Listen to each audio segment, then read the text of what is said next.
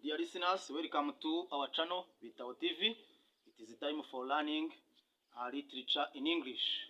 So, welcome my students, I'm welcoming teachers who are concerned with literature in English to come and attend the lesson of today. So, last time we were talking about elegy and epitaph. We tried to give the difference between elegy and epitaph, where we saw that elegy is a long poem, a poem that talks about someone who has died. It mourns for someone who has died, and or something very important that has been deteriorated or lost. So while epitaph are short sentences that are written in a memory of someone who has died, and those sentences are written on the tombstones. So today I would like to give you a poem. We shall have deep analysis of that poem, and we try to relate it to the elegy. We shall also answer some questions set after it. That poem is called Someone Special.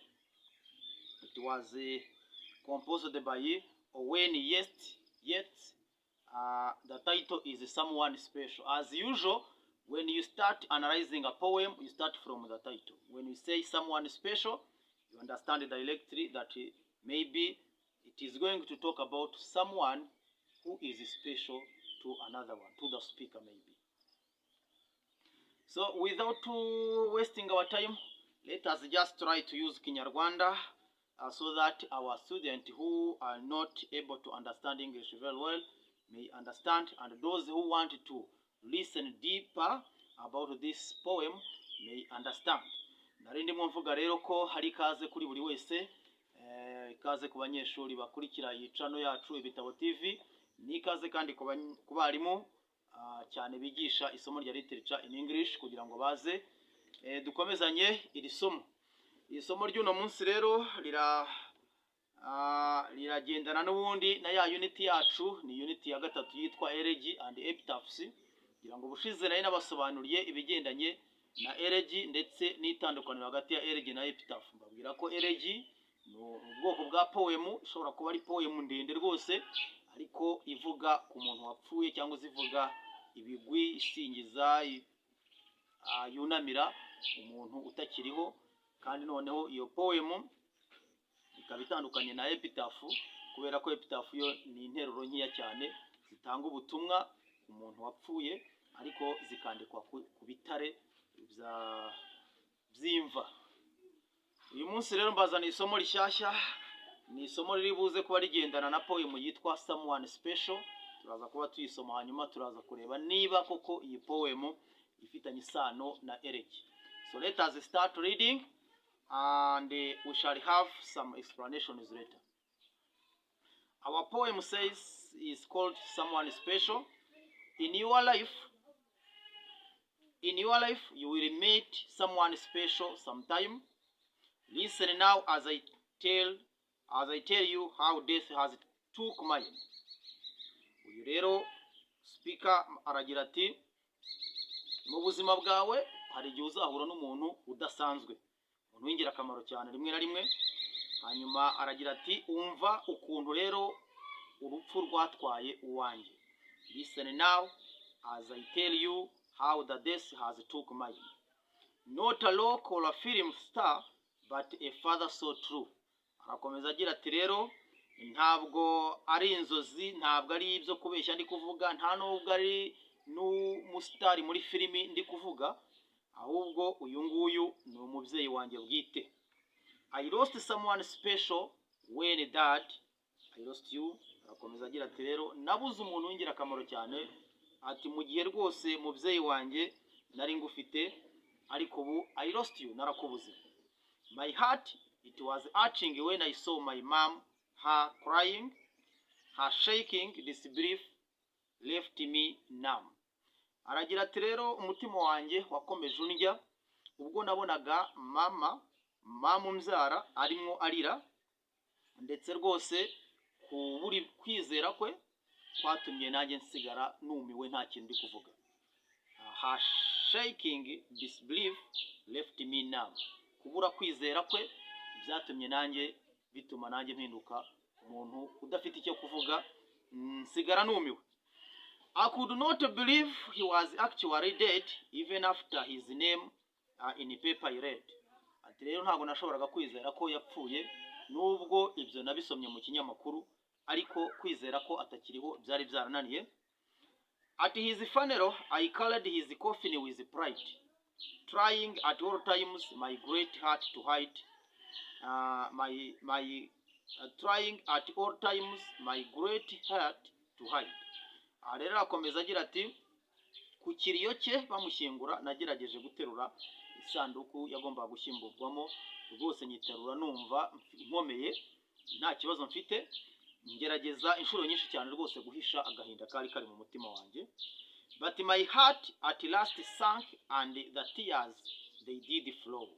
Atariko byaje kurangira umutima uzimye, bituma noneho n'amarira atemba ku matama yanjye. But good memories stay with me wherever I go. His laughter, his smile, his quick cheek wit were qualities that I admire. Mwanditsi rero arakomeza agira ati ibyo nibuka kuri we nzahora mzibuka igihe cyose aho nzaba ndi, wherever I go, aho nzaba ndi hose. Ubwo ni ibitwenge bye, uko amwenyura, utugambo twe twuje ubwenge, turimo ubwenge, ibyo byose byari qualities cyangwa se byari indangagaciro ze, kandi izo narazemeraga cyane. So all children loved him with passion and fire. He showed love and kindness which we all should admire. Aragira ati rero yagerageje kwereka abana bose baramukundaga, bakamukunda urukundo rwose rwinshi cyane, kandi yagerageje kwerekana ubuhanga ndetse bakanabimukundira cyane. He left my people who cared a great deal. He touched their lives and their hearts he did still. Rero yasize abantu benshi cyane we yakoranye nabo, bagiranye deal, ndetse ikindi cyongeye kuri ibyo yakoze ku mitima yabo, imitima yabo yari yarayigaruriye. For to know him was a pleasure and only brought joy. Kuri we rero uko abibona uyu mwanditsi aravuga ngo kumumenya byari ibyishimo kandi byazanaga ibyishimo, byari ibyishimo kandi nanone kumumenya bikazana akanyamuneza. So I was blessed to have loved him as both man and boy. Arangiza agira ati rero jewe ni iby'umugisha, nagize umugisha kumumenya, kuba narakunzwe nawe, ndetse sije jyenyine yaba ari abahungu ari n'abakobwa ari n'abana b'abasore bose babifataga nk'umugisha. Ngaye nguko rero ibigendanye n'iyi poem Someone Special, nagira ngo tugaruke kuri ya topic yacu yitwa elegy. Twibaze niba iyi poem ari elegy. Ese koko iyi poem ni elegy? Is this poem elegy or not? So really this poem is an elegy because it mourns for someone who has died. It is talking about the legend and the good actions of someone who has died. Uyu mubyeyi, father, uyu bari kuvuga. Kubwiyo mpamvu rero poem birangira rwose twemeranyije kari. Twakomeje rero ku kibazo cya kabiri kuri poem Someone Special.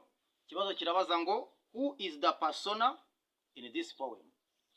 Ahangaha nagira ngo ntangiremo n'isomo rikomeye cyane ku bigendanye na persona. Ubundi bavuga persona ni uwuvuga mu nkuru, someone who tells a story. Uwo ngo niwe twita persona. So in this poem Someone Special, the persona is someone who lost the father, someone who is mourning for his father or her father. So the persona or speaker in a poem is the one who is speaking. Uwo nguwo umumenye ute rero? Hari igihe bazakubaza ngo how do you know him or her? Wamubwiwe n'iki? How do you know it? Ahangaha ushobora guhita usobanura ko wamenye ko ari we watakaje umubyeyi, ubwe yabyivugiye avuga ngo